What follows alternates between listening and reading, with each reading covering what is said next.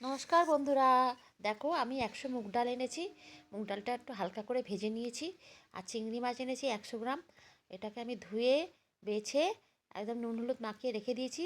ফোড়নের জন্য একটু গোটা জিরে, একটা তেজপাতা, শুকনো লঙ্কা আর কাঁচা লঙ্কা, আর একটু চিনি নিয়েছি, একটু লবণ নিয়েছি, আর হলুদ নিয়েছি পরিমাণ মতো, আর একটু সর্ষের তেল। ডালটা দেখো আমি একটা বাটি বসিয়ে নিয়েছি, তাতে জল দিয়ে আমি ডালটাকে সেদ্ধ করতে দিয়েছি। দেখো দেখো যদি যদি ভালো লেগে থাকে তাহলে তোমরা ফেসবুক থেকে দেখলে ফেসবুকটাকে ফলো করো, আর ইউটিউব থেকে দেখলে আমার চ্যানেলটা সাবস্ক্রাইব করে দিও। দেখো আমি কড়াতে তেলটা দিয়ে নিলাম, একটু সর্ষের তেল দিয়ে নিলাম।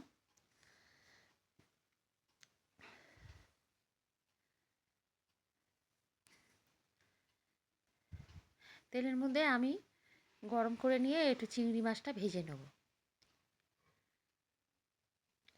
দেখো আমি চিংড়ি মাছটা দিয়ে নিচ্ছি।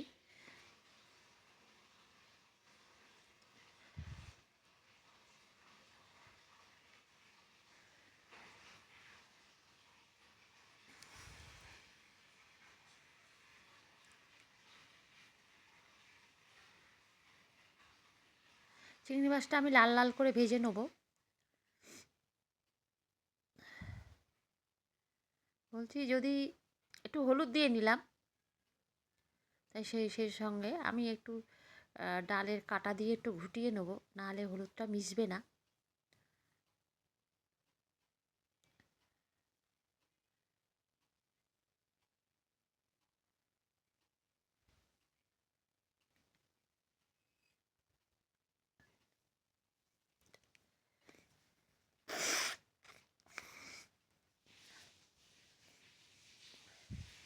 দেখো মাছটা মোটামুটি ভাজা হয়ে গেছে। মাছটা একটা প্লেটে আমি ঢেলে রাখলাম। আমি ওই কড়াতেই একটু তেল দিয়ে নেবো, নিয়ে আমি একটু ফোড়নগুলো দিয়ে দেবো একটু তেল দিয়ে। দেখো শুকনো লঙ্কা, তেজপাতা আর কাঁচা লঙ্কা আর জিরে, ডালটা আমি ঢেলে দিলাম।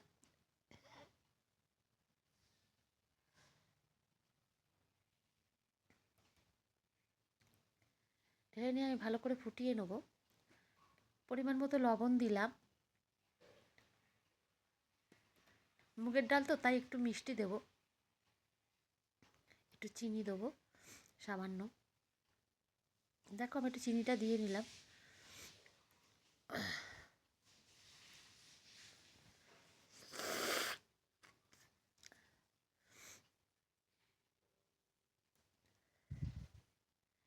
একটু গাওয়া ঘি দিলাম।